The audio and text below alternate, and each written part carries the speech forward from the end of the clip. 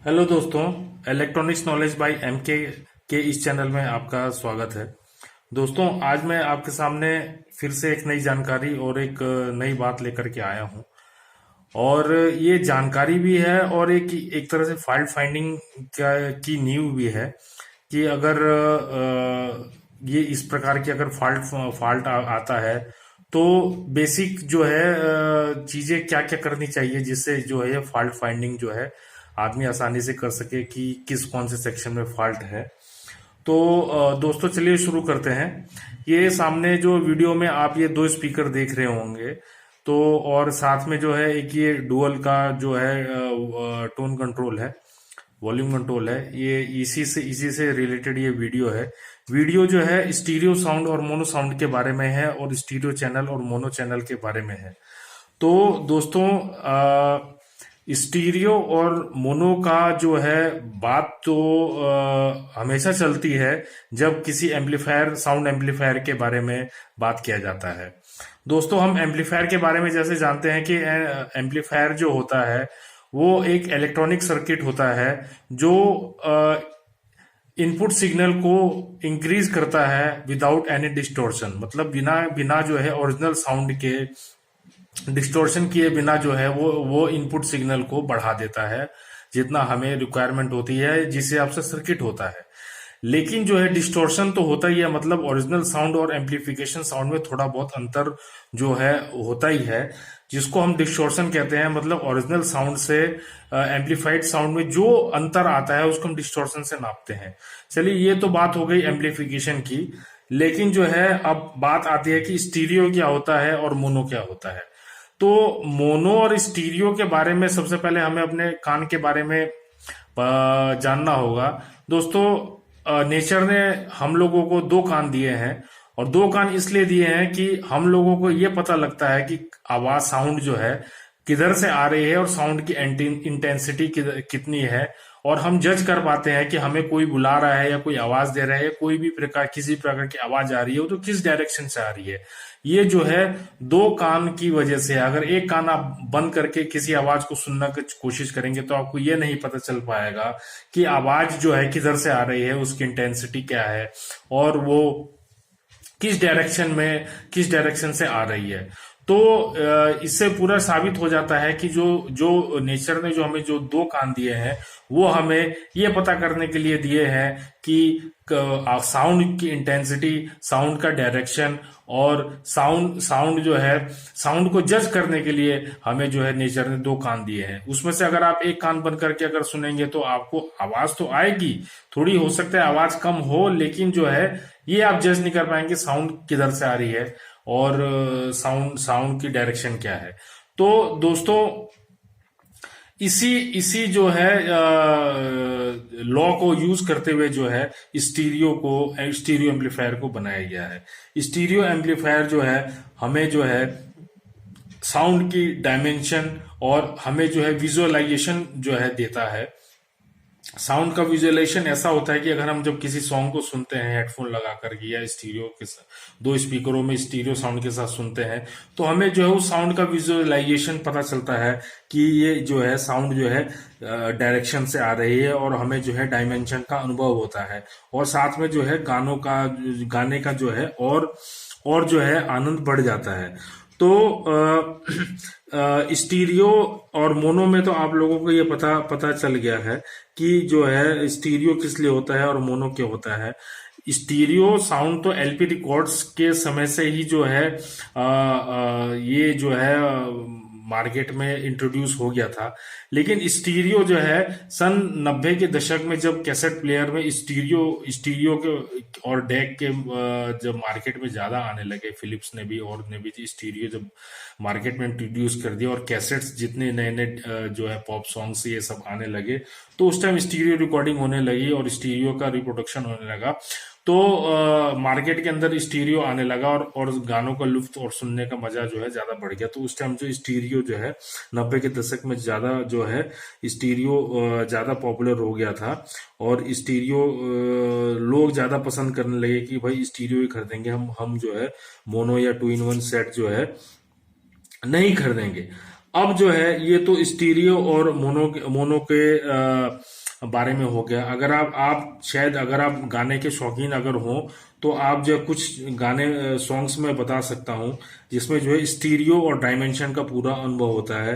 हिंदी गाने में जैसे एक फिल्म आई थी 90 के दशक में, डांस डांस, जो मिथुन चक्रवर्ती की थी, उसमें जो है रोमियो करके गाने अगर आप सुनेंगे हेडफोन लगा करके तो आपको पूरा डायमेंशन और स्टीरियो का पूरा जो है पता लगेगा कि स्टीरियो क्या होता है और स्टीरियो रिकॉर्डिंग कैसे की जाती होगी और स्टीरियो का कितना आनंद बढ़ जाता है। और कमांडो, मिथुन चक्रवर्ती की मूवी आई थी, उसमें टाइटल सॉन्ग कमांडो कमांडो करके, उसमें भी जो स्टीरियो का जो है पूरा जो है पता लगता है कि स्टीरियो साउंड कैसी होती है। और कमांडो की कैसेट्स जो मार्केट में अवेलेबल थी वो जो है मास्टर कैसेट के रूप में भी आई थी, क्योंकि अगर हेड के अंदर ज्यादा जरा भी प्रॉब्लम होती थी तो जो है वो कैसेट जो है स्टीरियो रिप्रोडक्शन नहीं कर पाती थी। तो इससे इससे जो है वो कैसेट्स जो है ये भी मास्टर कैसेट्स के रूप में जो है मार्केट के अंदर ज्यादा ज्यादा जो है इंट्रोड्यूस हुई। चलिए ये तो थ्योरेटिकल नॉलेज हो गई।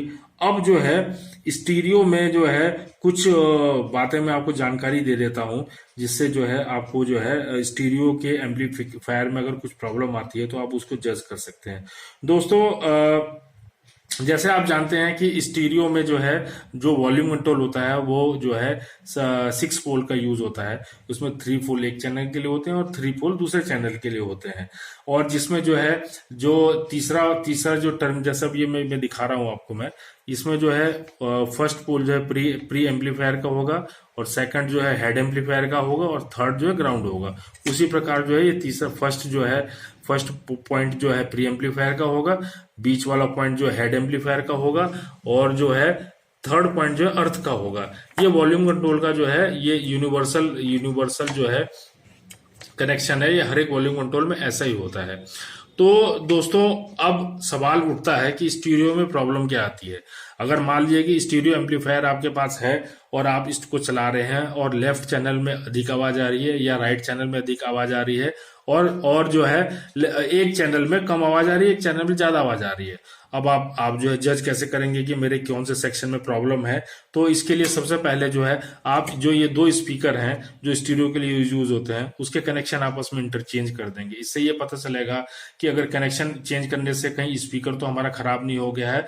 जो सा स्पीकर खराब, अगर इस स्पीकर का इंटरचेंज करने के बाद जो है एक चैनल की आवाज जो कम थी वो बढ़ जाती है और जो ज्यादा थी वो कम हो जाती है, तो आप समझिए कि आपका स्पीकर खराब है।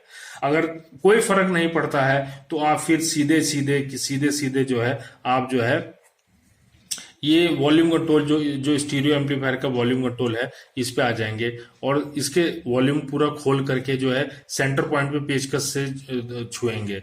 अगर सेंटर पॉइंट से पेचकस से छूने पे पहले एक स्पीकर में ऑडियो की आवाज पूरी तेज आ रही है और दूसरे में भी तेज आ रही है तो आप समझ जाएंगे कि मेरा हेड एम्पलीफायर जो है पूरी तरह से ठीक है। अब प्रॉब्लम जो है मेरे प्री एम्पलीफायर में आ गई है।